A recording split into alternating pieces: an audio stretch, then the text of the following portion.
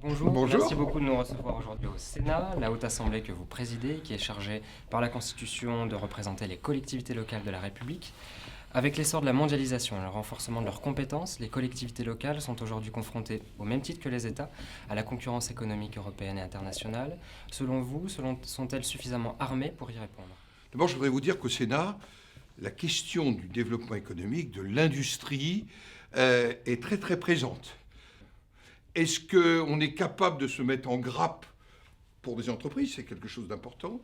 Est-ce qu'on est capable, au travers des pôles de compétitivité, de faire naître une dynamique nouvelle?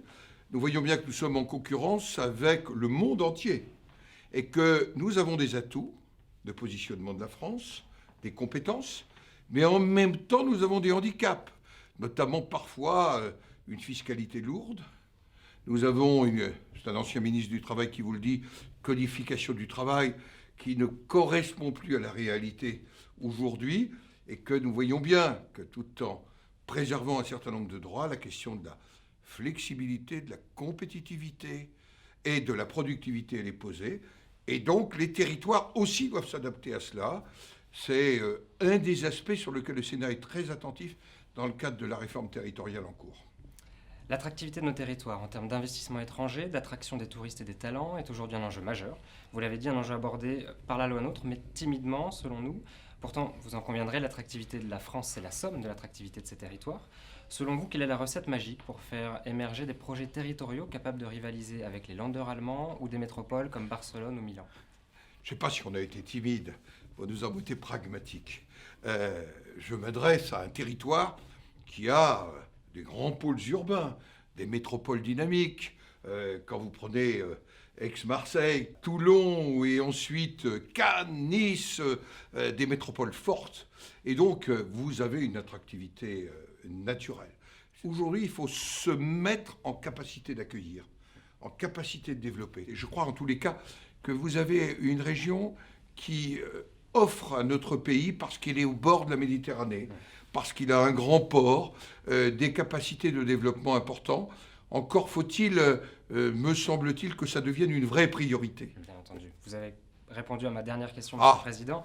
La région qui nous intéresse ce soir, c'est la région PACA, qui dispose de marques territoriales reconnues dans le monde entier, comme Provence, Alpes, Nice, Aix, Cannes, etc. Quel message souhaiteriez-vous adresser aux acteurs publics et économiques réunis ce soir par le MEDEF PACA et Jean-Luc Monteil, son président? d'abord que notre pays, dans lequel la première des questions, ou en tous les cas dans les deux premières questions, qui est posée, c'est celle du chômage. La réponse, c'est que ça ne peut se faire que par le développement économique. Sans faire confiance aux entreprises, il n'y aura pas d'emploi. Et s'il n'y a pas de création d'emploi, il n'y aura pas de réduction du chômage. Ce pays doit retrouver les voies de la croissance. Il s'y engage trop timidement, je le dis. Le texte Macron est une occasion ratée d'aller là où c'est nécessaire. Il faut qu'on libère les énergies, il faut qu'on fasse confiance à l'entreprise. Il faut qu'on ne regarde pas l'entreprise avec les lunettes de la défiance. Libérons les énergies, faisons confiance aux entreprises. Faisons confiance aussi aux relations sociales à l'intérieur de l'entreprise, plutôt que d'avoir envie de tout codifier, de tout alourdir. Voilà mon message. Monsieur le Président, merci infiniment. Merci, et je voudrais saluer tous les chefs d'entreprise de cette belle région, leur dire aussi qu'ils portent une image très forte de notre pays. Et cette ouverture méditerranéenne est quelque chose d'essentiel.